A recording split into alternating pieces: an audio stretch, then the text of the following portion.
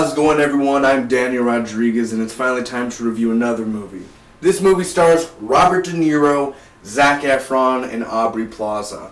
This movie is directed by Dan Mazer, and it is a raunchy comedy, man. Let me tell you, this is a movie that I've kind of been up and down about. Before I went in, I was like getting some good reviews. Some people are saying it's Robert De Niro's worst movie ever. So, I mean, there's literally hate on this movie, and then you have people who are saying this is a really good movie, or at least a really fun, enjoyable comedy. You know, you'll laugh your ass off. Well, this is a non-spoiler review. I'm just going to give you the pros, the good. I'm going to give you the con, the bad. I'm going to tell you the good stuff and the bad without spoiling it. I'm just going to tell you what I liked, what I didn't. I'm going to give you my final score. I'll tell you whether or not this is worth watching in theaters, or whether you're watching this later down the road on DVD or not. So sit back and relax, everyone. This is my non-spoiler review for Dirty Grandpa.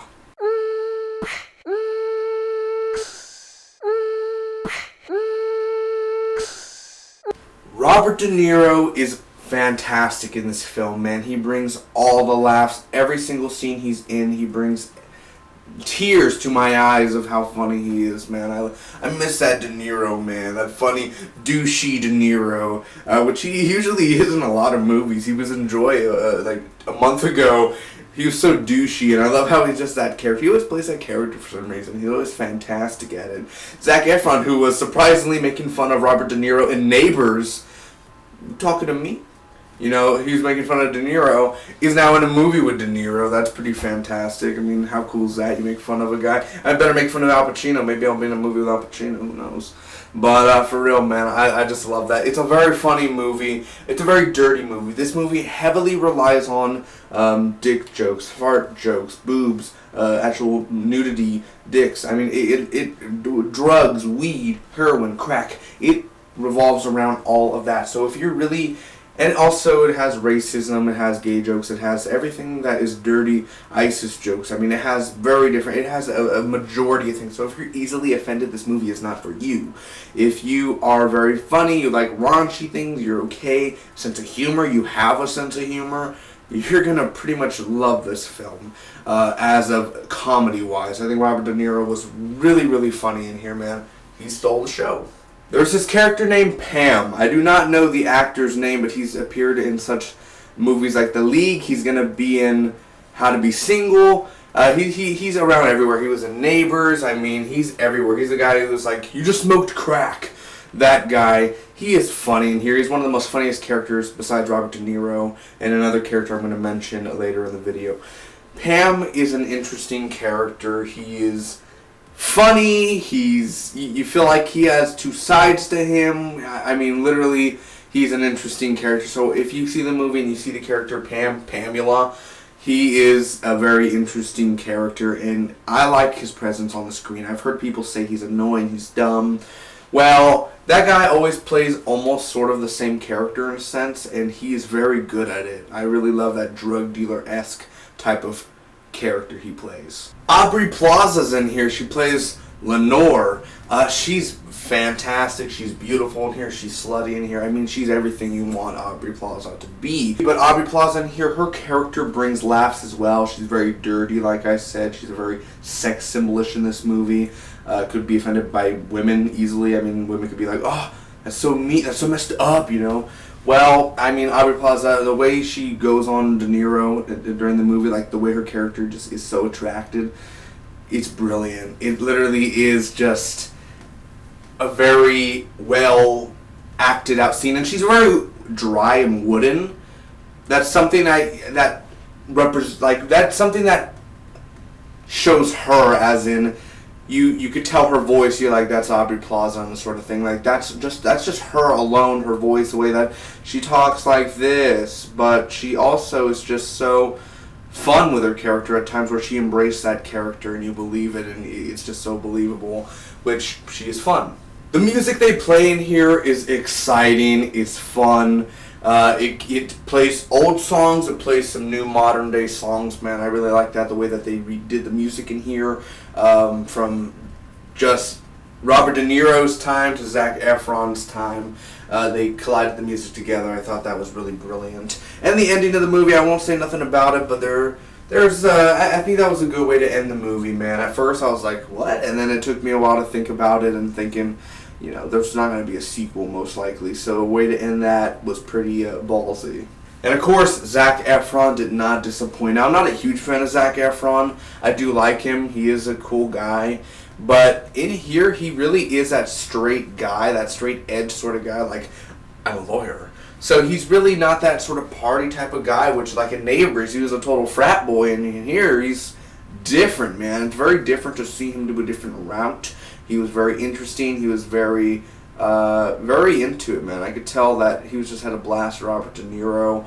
Hell, Robert De Niro was the child in this movie, man. He was literally going crazy. I just want to fuck, man. Just like that. And then Zac Efron's like, Grandpa. I mean, if you could picture just like that and how raunchy and dirty. Every line is like Ozzy Osbourne wrote the script, man. Every line is an F-bomb dropping. It's just funny as hell. It kind of gets like, oh my god, stop saying the F word every freaking sentence. But it just kind of, it grows on you after the hour and a half being in the theater. And Robert De Niro and Zac Efron, their chemistry works so well on screen. They're a really good duo. I'd like to see them do different projects down the road. And last but not least, there's a character named Nick, played by Adam Pally in the movie. He is like a reverse twin T.J. Miller in a sort of sense. I mean, you at the crossroads, Grandma. He's just so funny as hell, dude, from the opening all the way to the ending.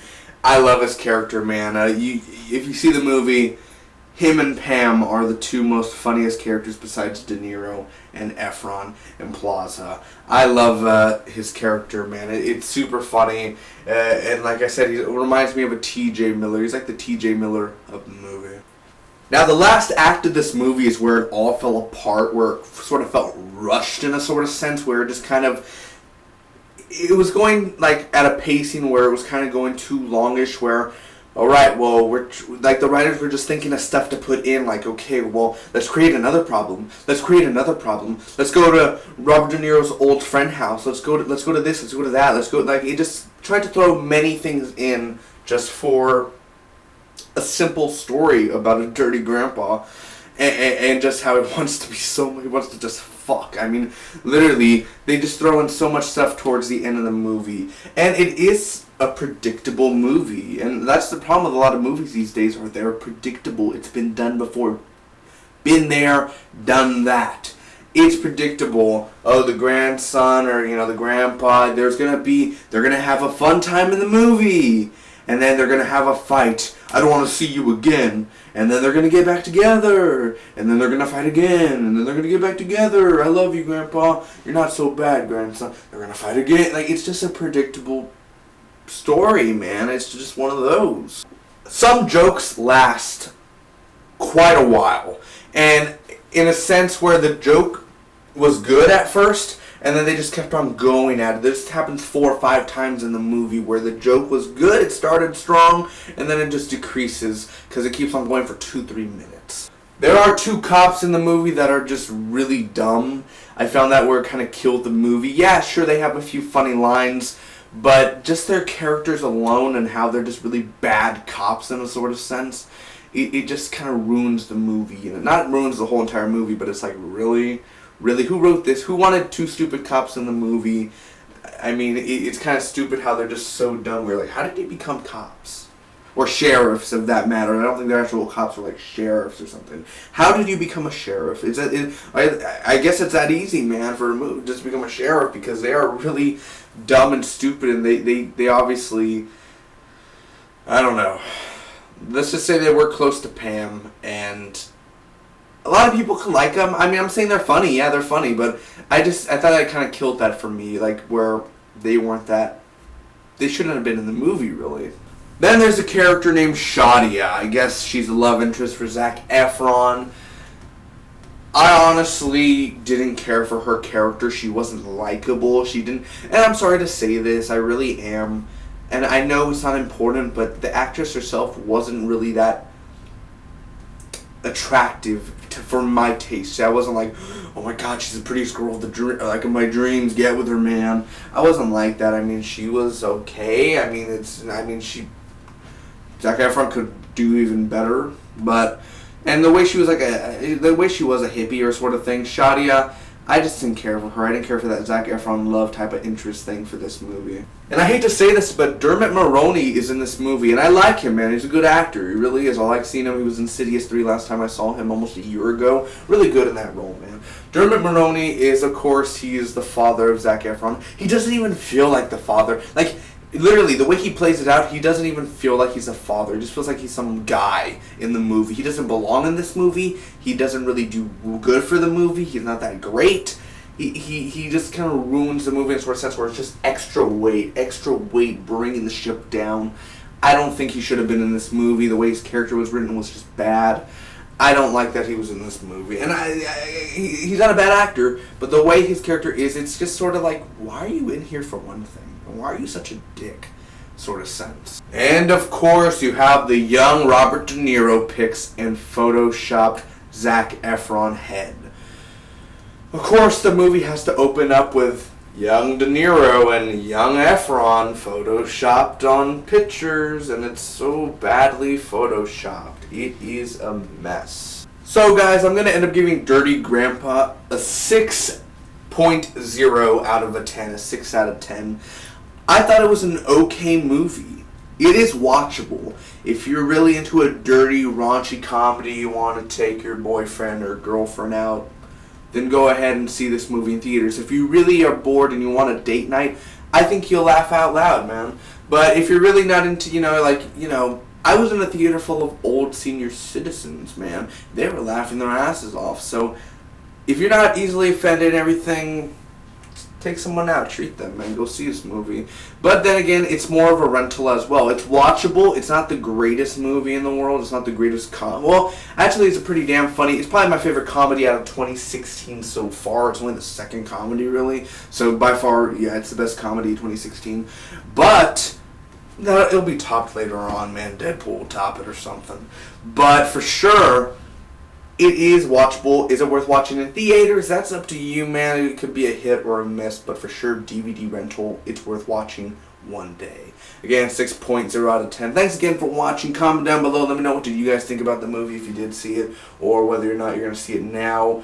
And if you want to support the channel, hit that subscribe button, guys. I really would appreciate that. I'll be seeing you guys later for Fifth Wave, The Finest Hour, 50 Shades of Black, much more, guys, coming within the weeks and future. Bye-bye.